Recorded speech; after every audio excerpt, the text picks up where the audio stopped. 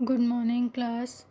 Today's topic is structure of MIS. Structure of MIS means इसको totally एक बार में समझाना सही नहीं होगा क्योंकि ये एक ऐसा प्रोसेस है, यूनिवर्सल प्रोसेस, और लगभग सभी जगह एक जैसा ये प्रोसेस होता है। कहने के लिए ये यूनिवर्सल है और इसका एक स्टैंडर्ड है और उसके अकॉर्डिंग एक फ्रेमवर्क है और उसके अकॉर्डिंग सारे जगह इसी को फॉलो किया जाता है, लेकिन प्रॉपर एक ही मेथड इसका फॉलो नहीं किया जाता। मीन्स हम ये नहीं कह सकते कि इसका एक प्रॉपर स्ट्रक्चर है जिसको हम क्या करते हैं, फॉलो करते हैं। हर कंपनी, हर ऑर्गेनाइजेशन, सभी का अपना अपना तरीका होता है अपने बिज़नेस को हैंडल करने का। उसके अकॉर्डिंग वो क्या करते हैं, MIS के स्ट्रक्चर को डेवलप करते हैं। हालांकि मेन इनका बेस लगभग एक दूसरे से मिलता जुलता है, लेकिन करने का तरीका टोटली क्या होता है, डिफरेंट होता है।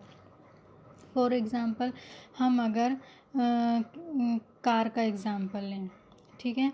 कार के लिए बनाने के अलग अलग तरीके होते हैं, अलग अलग चीज़ों को जोड़ना, उसके इंजन बनाना, बाकी पार्ट्स अलग बनाना, फिर सारे पार्ट्स को जोड़ना। उसमें भी कार अलग अलग कंपनीज़ की होती हैं, फिर उसमें भी अलग अलग तरीके की होती है। जैसे कि कुछ कार होती हैं नॉर्मल यूज़ के लिए, कुछ होती है स्पोर्ट्स कार, कुछ और अलग तरीके की। तो इस तरह से अगर हम सिर्फ कार पे ही फोकस करें तो उसी के ही अलग अलग डिफरेंट बहुत सारे कंडीशंस हैं।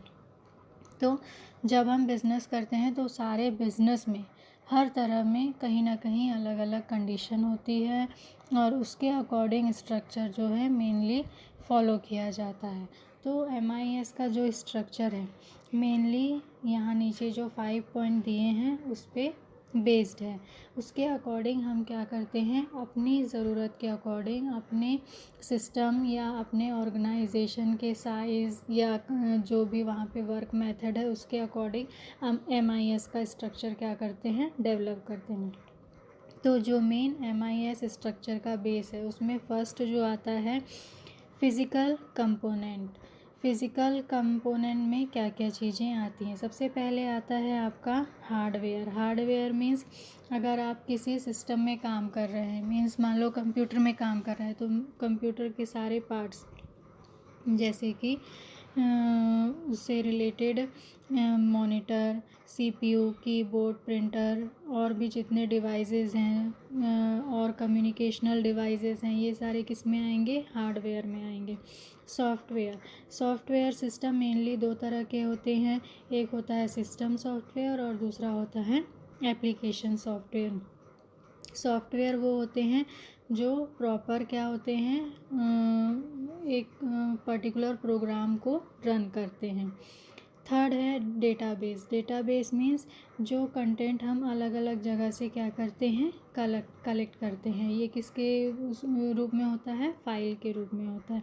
ये फिर बाद में हमारे इंफॉर्मेशन के रूप में यूज़ होते हैं, तो इसे हम क्या बोलते हैं, डेटाबेस। फिर नेक्स्ट है प्रोसीजर। प्रोसीजर मीन्स प्रॉपर ये सारी चीज़ों को प्रोसीजर में लाना। मीन्स कंप्यूटर है, कंप्यूटर के हार्डवेयर हैं, सॉफ्टवेयर हैं, डेटाबेस है, लेकिन इनको चलाने के लिए हमको क्या चाहिए, मैनुअल पावर चाहिए, प्लस और भी अलग अलग फिज़िकल एलिमेंट्स की ज़रूरत हमको पड़ती है। तो इसके लिए क्या है, प्रोसीजर के लिए पर्टिकुलर मैन पावर की आपको ज़रूरत पड़ेगी।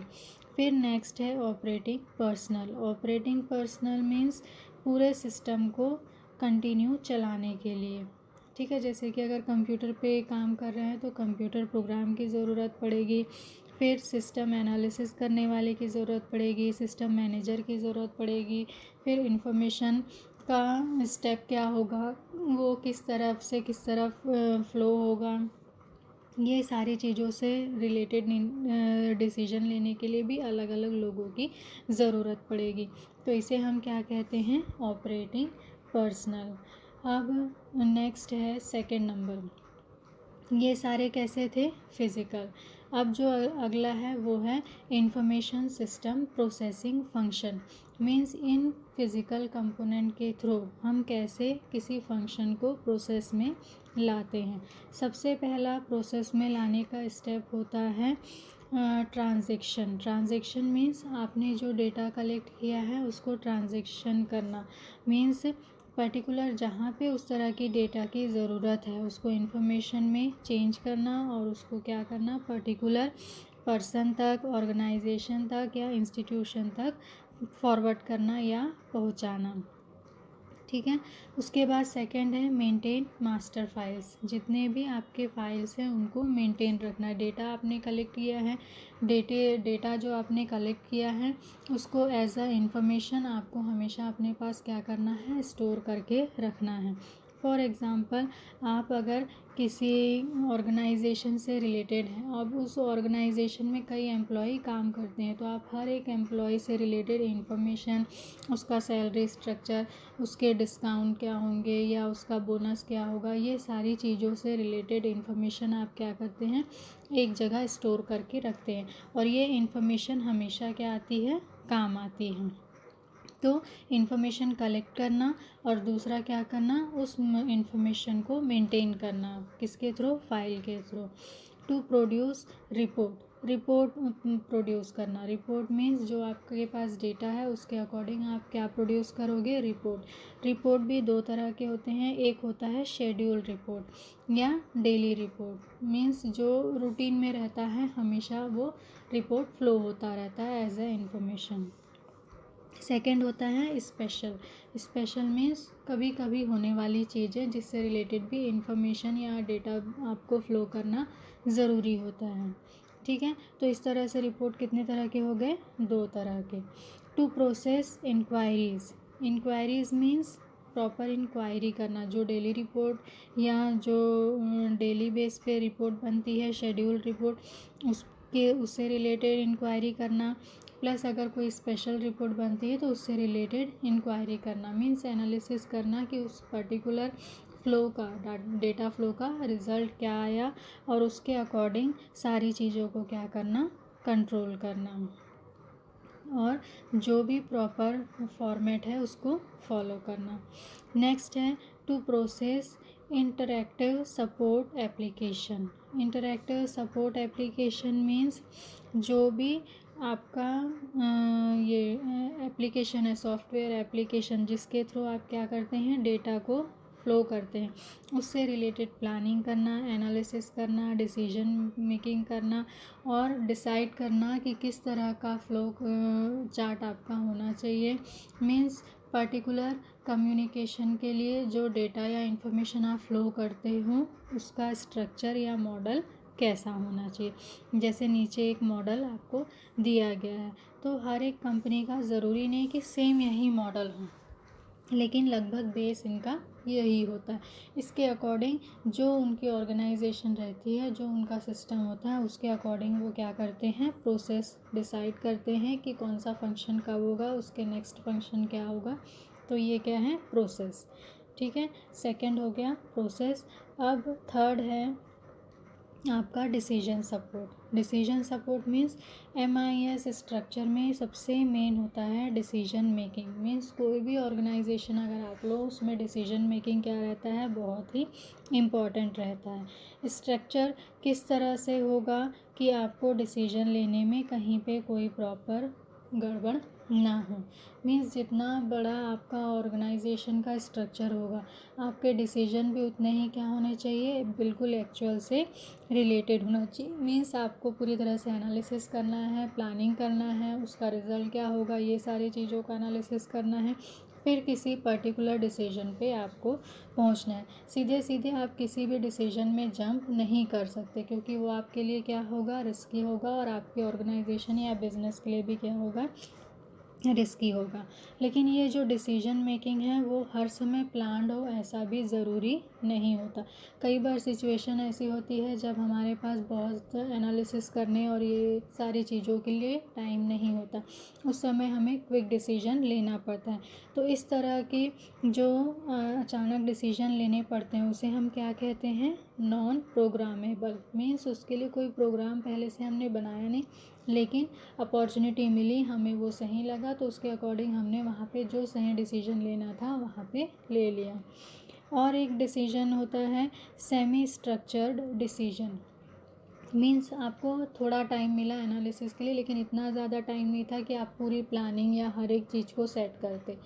ठीक है, मीन्स ये कैसी है, प्लान्ड और नॉन प्लान्ड जो प्रोग्राम है उनके बीच की कंडीशन होती है। उसमें अगर आप कोई डिसीजन लेते हैं तो वो कैसा होता है, सेमी स्ट्रक्चर्ड डिसीजन। इस तरह डिसीजन मेकिंग अलग अलग कंडीशन में अलग अलग तरीके से हम लेते हैं और वो ज़्यादा से ज़्यादा सही बैठे इसकी हम कोशिश करते हैं। तो ये क्या हो गया, डिसीजन सपोर्ट। नेक्स्ट है level of management activity. Level of management activity भी किसी भी ऑर्गेनाइजेशन के स्ट्रक्चर के लिए बहुत इम्पॉर्टेंट है। मैनेजमेंट की एक्टिविटी कैसी है उससे डिपेंड करेगा कि आपका ऑर्गेनाइजेशन कितना स्ट्रांगली खड़ा हो पाता है। जैसे कि इसे 3 पार्ट में बांटा गया है।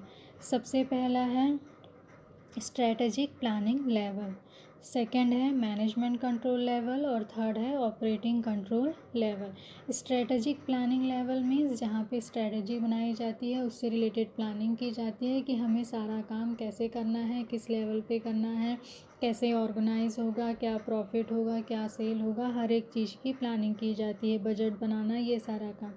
Management control level means management में अलग अलग लेवल बनाया जाता है, उसके अकॉर्डिंग सारा काम जो है मैनेजमेंट बांट देती है और उनको प्रॉपर कंट्रोल करती है और ध्यान रखती है कि जो स्ट्रेटजी प्लानिंग वाले स्टेप में जो प्लानिंग बनाए गए हैं उसके अकॉर्डिंग सारा काम सिस्टमेटिक वे पे हो, चाहे वो स्टाफिंग का हो, प्रोडक्शन का हो, सेल का हो, परचेस का हो, हर एक पे इस स्ट्रेटजी प्लानिंग के अकॉर्डिंग मैनेजमेंट क्या करता है, कंट्रोल करने की कोशिश करता है। थर्ड है ऑपरेशनल कंट्रोल। ऑपरेशनल कंट्रोल कैसा होता है, शॉर्ट टर्म के लिए होता है। जैसे कि स्ट्रेटजी प्लानिंग हम साल भर के लिए करते हैं, मीन्स लॉन्ग टर्म के लिए होता है, लेकिन जो ऑपरेशनल कंट्रोल होता है वो शॉर्ट टर्म के लिए होता है। शॉर्ट टर्म के लिए मीन्स पर्टिकुलर 1 डे या फिर 1 वीक, ठीक है, इस तरह के कुछ दिनों के लिए डिसाइड किया जाता है और उसमें टारगेट फिक्स किया जाता है कि पर्टिकुलर 1 डे या 1 वीक में हमको इस टारगेट को अचीव करना है। तो पर्टिकुलर उस टारगेट को अगर हम अचीव करते हैं, मीन्स सारे लेवल जो हैं वो काम कैसे कर रहे हैं, बिल्कुल सही तरीके से, और पर्टिकुलर उस लेवल को हम अचीव नहीं करते तो पूरी तरह से उसको फिर से एनालिसिस किया जाता है कि कहाँ पे क्या प्रॉब्लम आई जिसके कारण जो हमने रिज़ल्ट सोचा था वैसा रिज़ल्ट हमको नहीं मिला। तो ये लेवल कौन सा है, मैनेजमेंट एक्टिविटीज़ का। लास्ट है organizational function. Organizational function means किसी भी ऑर्गेनाइजेशन में पर्टिकुलर एक ही जगह सारा काम हो जाए ऐसा नहीं होता। अलग अलग प्रॉपर फंक्शन के लिए अलग अलग स्टेज होते हैं, जैसे कि प्रोडक्शन डिपार्टमेंट होता है, मार्केटिंग डिपार्टमेंट होता है, फाइनेंस डिपार्टमेंट होता है, मटेरियल, पर्सनल, इस तरह के अलग अलग डिपार्टमेंट होते हैं। सारे अपना काम सिस्टमेटिक वे पे करते हैं। अगर एक में भी प्रॉब्लम आती है तो बाकी में भी उससे रिलेटेड काम क्या होता है, रुकता है। तो मैनेजमेंट इंफॉर्मेशन सिस्टम क्या करता है, इन सारे सिस्टम को इस तरह से डिज़ाइन करता है कि जो फंक्शन है वो प्रॉपर वे पे चलते रहें और एक भी सब सिस्टम में किसी तरह की प्रॉब्लम नहीं आए, क्योंकि उसे पता है कि एक सब सिस्टम में प्रॉब्लम आएगी मीन्स बाकी के सिस्टम भी उससे क्या होंगे, इफ़ेक्टेड होंगे। तो उन सारी चीज़ों को अवेयर करना, तो ये सारे मेन पॉइंट हैं किसी भी MIS के स्ट्रक्चर के लिए। अगर ये सारे स्ट्रक्चर हम फॉलो करते हैं या हम उनको बेस बना के चलते हैं और उसके अकॉर्डिंग अपने ऑर्गेनाइजेशन के लिए सारी प्लानिंग या सारे काम करते हैं तो उसमें हमेशा हमें क्या मिलेगी, अच्छी कंडीशन मिलेगी और हमें किसी तरह की कोई प्रॉब्लम नहीं होगी। Thank you.